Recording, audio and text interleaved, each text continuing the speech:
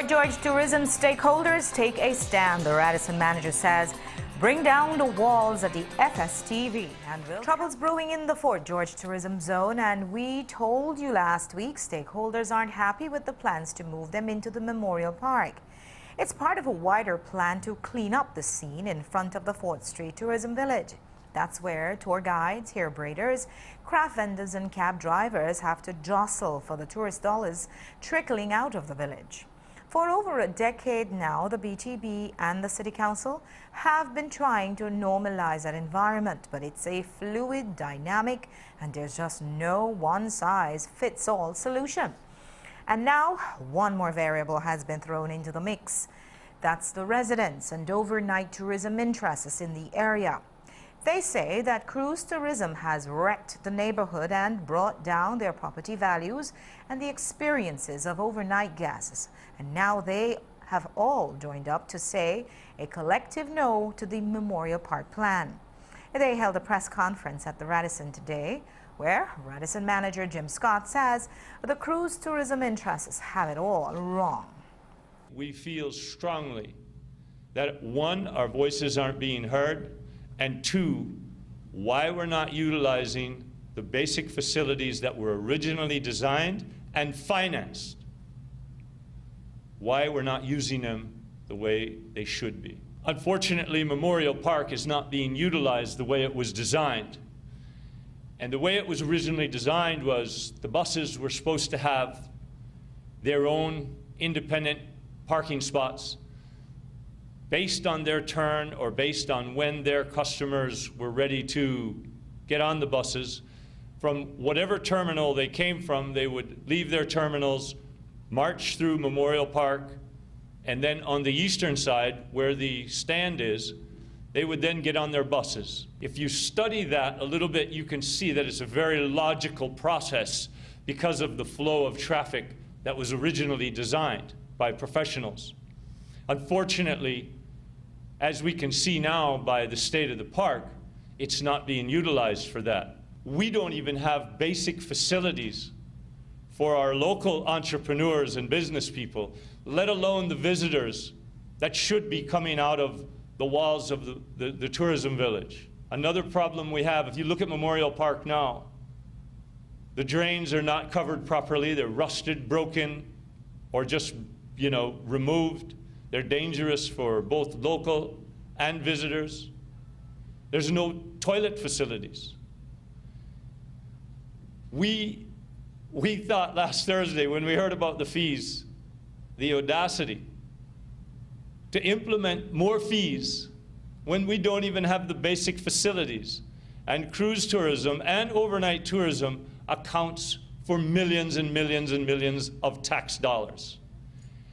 And normally when you walk out of in any public place, you should have a trash bin. If you look to your right, you should be able to see a trash bin. If you look to your left, you should be able to see a trash bin. From Terminal 1 to Terminal 4, there's one trash bin. The evaluations that the cruise people are sending in to the cruise industry is that they don't like the way it's set up over here in the cruise village. So they need to change that so their ratings go up. What I heard when they told us about their ratings is that they didn't care about my ratings. They didn't care about these guys' ratings. They just cared about theirs. It's time we broke down the walls. The plan is to present a better picture for higher ratings. For what? More cruise ship visits? Where are we going to anchor them? Govski? The idea is for the outside operators, the people outside the cruise terminal, for the buses to come to the east end of Memorial Park, load up people who've walked from the terminal to there, a few hundred feet, and then go off on the tour, come back the same way, so that they'll be passing through what is now going to be a huge organized market of vendors, etc., and then walking back through it. But the catch is that the people coming out of the cruise village will go just down the street, a couple of hundred feet, load up in those buses, go off on their tours, come back there, and go directly back into the cruise village. So none of them from the operators inside the village will go through the park.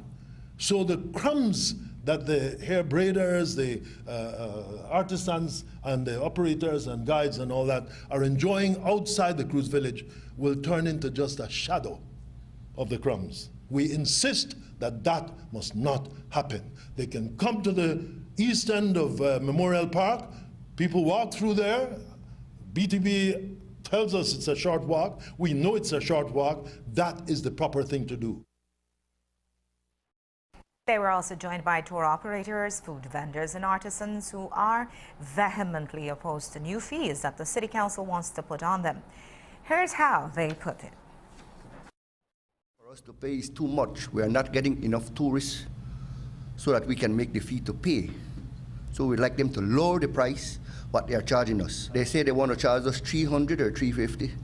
That's too much because we're not getting enough tourists there to make the money to cover the fees.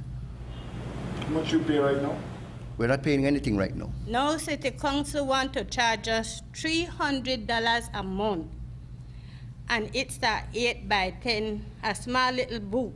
The only thing they put in it is a cabinet, top and bottom, and the tile on the floor, and the tile don't lift. And not even a month good. They say the trade license will be $150 a year. But I don't agree with that $300 a month because we don't have any bathroom. $300 is too much. It is too small. I know the government need money, but don't take it out of we poor people because we are local. And this is the high season and this is the worst high season. Worst high season I ever seen, and I'm out here 15 years. Last week in an interview, the mayor said that while he supports the move to the Memorial Park, first the buses have to park there. For reference, here's how he very clearly put it.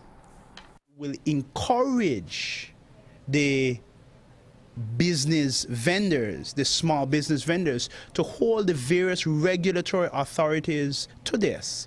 Both BTB and the City Council, and I'm the mayor, do not move unless you are assured that the buses will relocate and the tourists will go through the park. The reason why that park is a white elephant is a simple reason. If you make the buses park in the area, because anybody will drive out there, you see the area that's designated for the buses to park. The park was actually built with that as part of a core concept.